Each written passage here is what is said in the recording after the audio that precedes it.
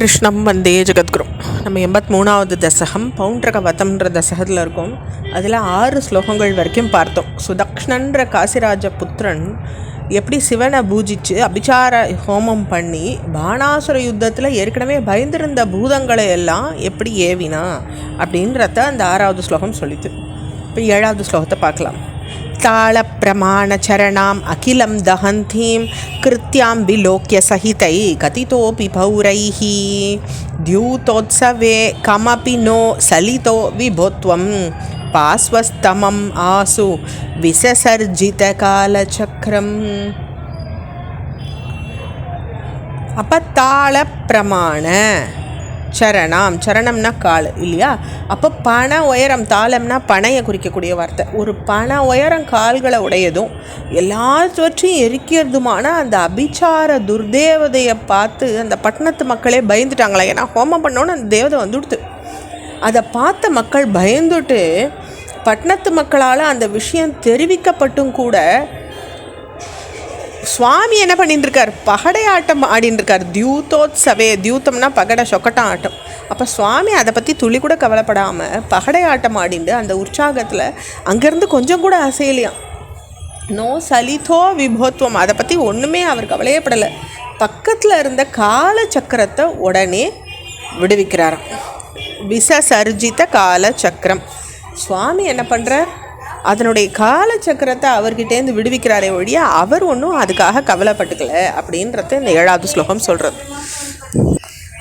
அடுத்தது அபியாபதத்யமித தாம்னி பவன் மஹாஸ்திரே ஹாஹேதி வித்ருதவதி கலுகோர கிருத்யா ரோஷாத்சு தக்ஷிணமதக்ஷிணசேஷ்டிதம் தம் புப்ளோஷ சக்கரமபி காசிபுரி மதாக்ஷீத்.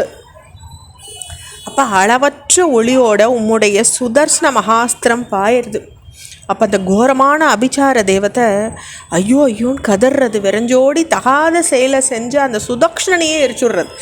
எப்படி அவனுக்கு வேற ஒரு இது தேவைப்படலை, அவன் எந்த தேவத்தை ஏவினானோ அதுவே அவனை நிர்மூலம் பண்ணிடுறது.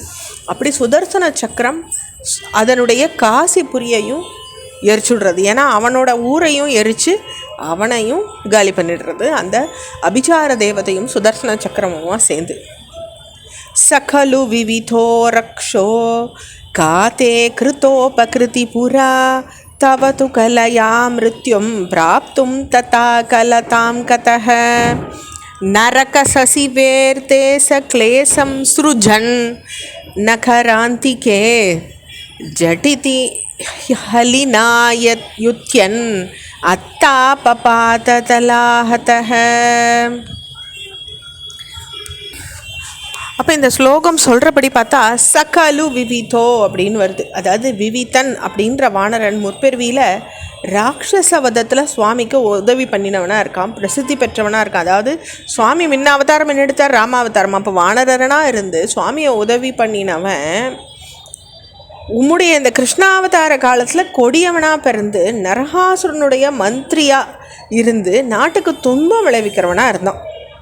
அப்போ நரகாசுரனை கொண்ட கிருஷ்ணருக்கு தீங்கிழைக்க எண்ணி துவாரகைக்கு அருகாமைக்கு அவன் வரான். அந்த விவிதன் பலராமரோட போர் புரிஞ்சு அவருடைய கைத்தளத்தால் அறையப்பட்டு அவன் விழுந்து மடியறான் அப்படின்னு அவனுடைய முற்பிறவியும் சொல்லி இந்த பிறவியும் சொல்லி இந்த ஸ்லோகம் முடியறது. அடுத்த ஸ்லோகம் தசம ஸ்லோகம்.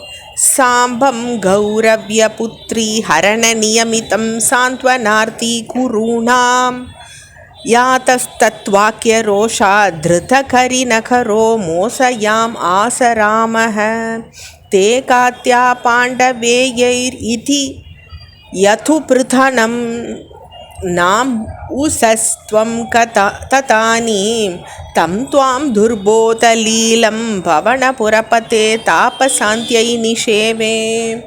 ஓம் ஸ்ரீ ராமகிருஷ்ணாய நமஹ. அப்போது